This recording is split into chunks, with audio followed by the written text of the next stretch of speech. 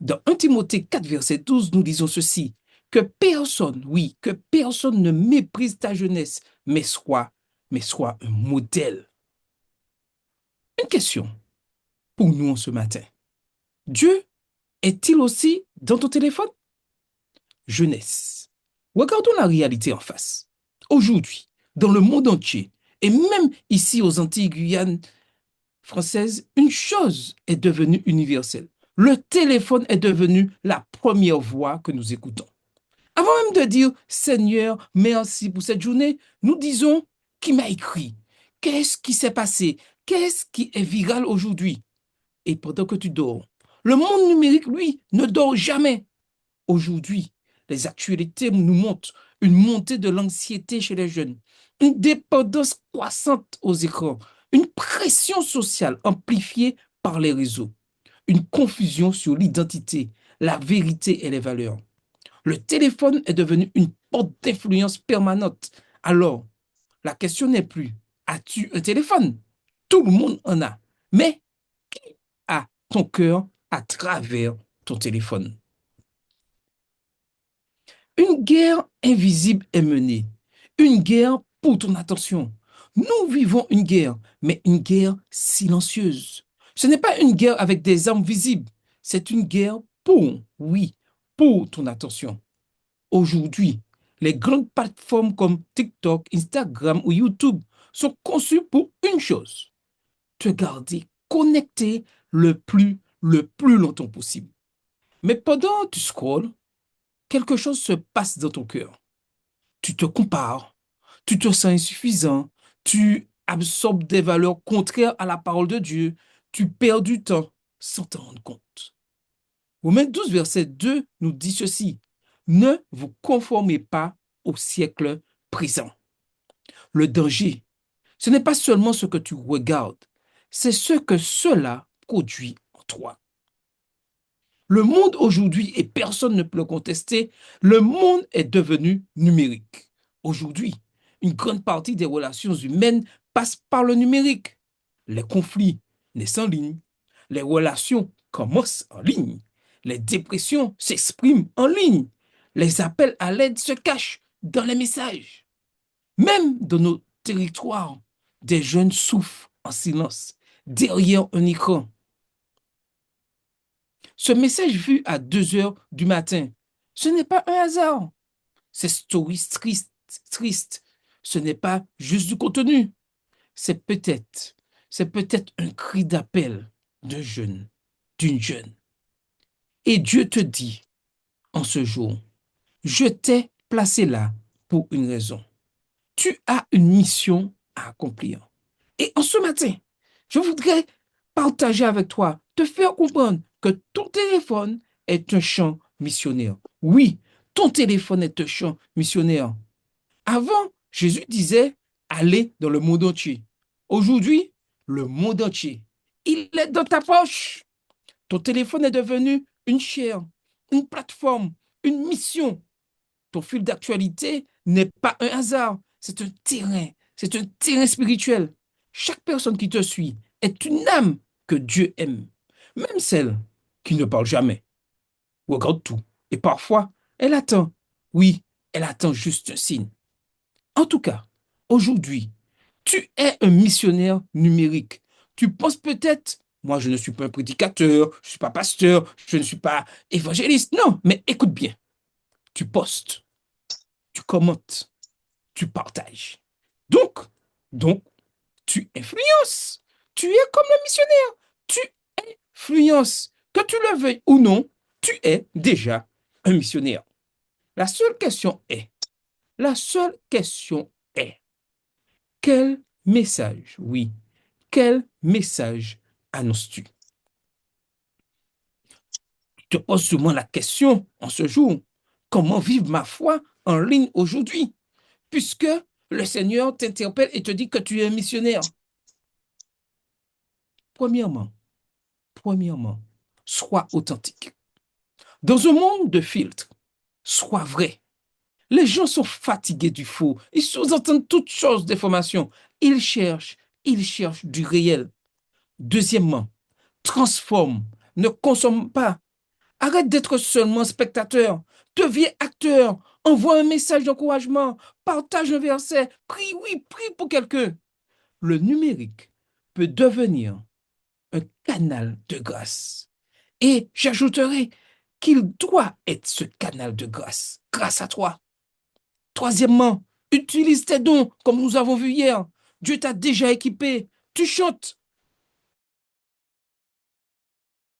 publie pour inspirer. Tu écris, partage la vérité. Tu crées, glorifie Dieu. Dieu n'attend pas, oui, il n'attend pas la perfection. Il attend juste la disponibilité. Il attend juste ta disponibilité.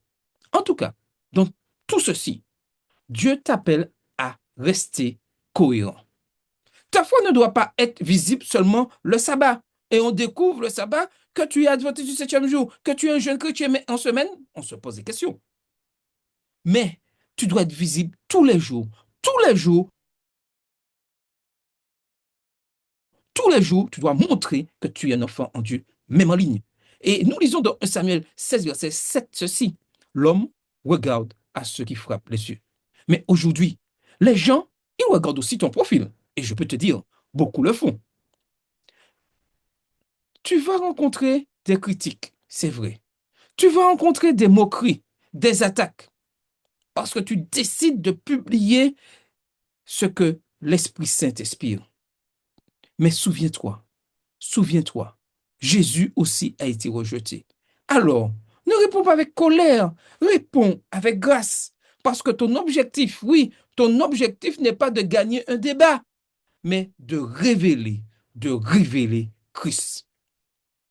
Le vrai succès, le vrai succès, c'est le ciel contre l'algorithme. Il y a un conflit. Le monde te dit combien de likes? Je te demande, oui, Dieu te demande combien de vies touchées.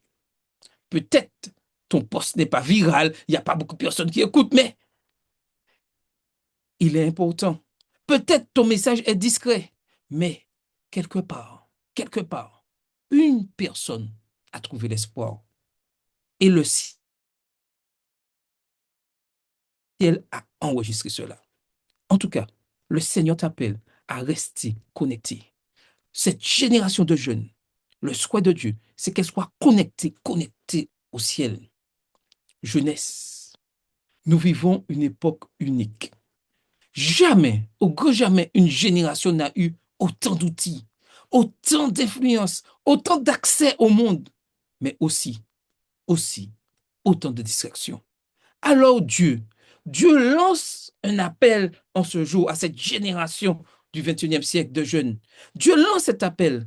Ne sois pas esclave du numérique. Sois missionnaire dans le numérique. Ton téléphone n'est pas une prison, c'est un hôtel.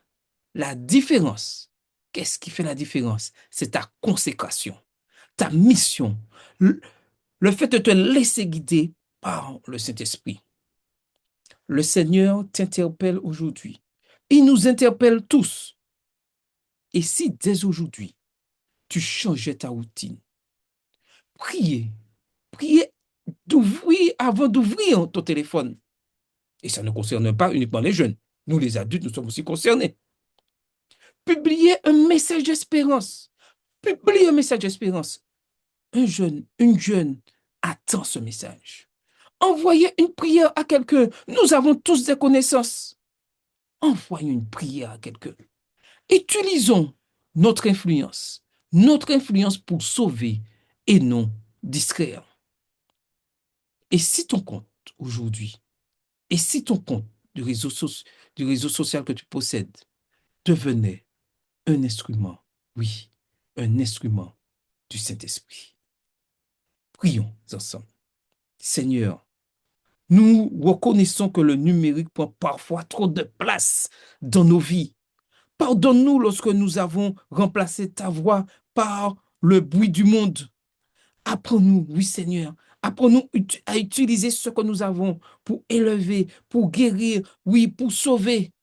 Fais de cette jeunesse que tu aimes tant, une génération connectée au ciel, une génération qui influence avec puissance, une génération qui témoigne même en ligne.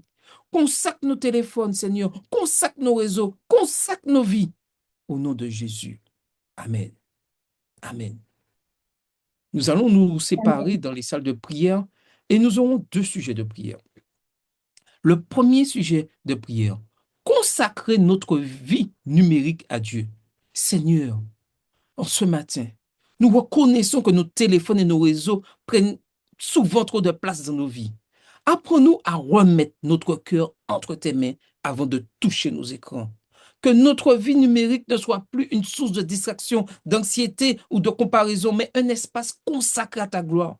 Donne-nous la discipline de te chercher en premier chaque jour. Prions pour que Dieu purifie nos habitudes numériques, nous donne la maîtrise de nous-mêmes, nous aide à choisir des contenus qui élèvent la foi. Fasse de nos téléphones des outils consacrés. Et Colossiens 3, verset 17 nous dit, tout ce que vous faites, en parole ou en œuvre, faites tout au nom du Seigneur Jésus.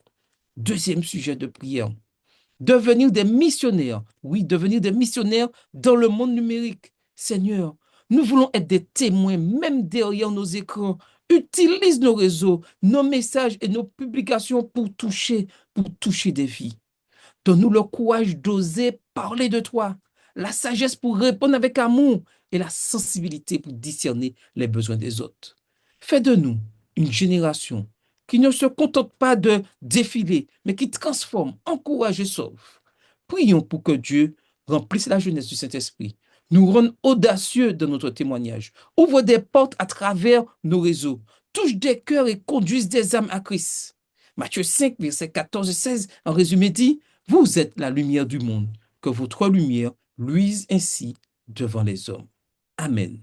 Maranatha, Jésus revient bientôt.